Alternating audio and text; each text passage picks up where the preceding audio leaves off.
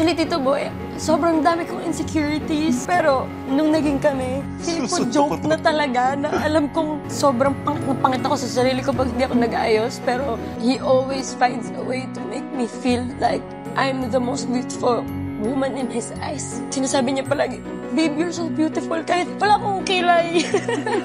Hindi ako nagsusuklay. I always tell her, you're far more beautiful than just pretty. Kasi minsan, meron siyang ganun na feeling niya hindi. Pero, you're beautiful. Verse nung song na yun. Sing it. You are God's guarantee, His beautiful reality. If I may ask now, can I be your first, your last, and your only?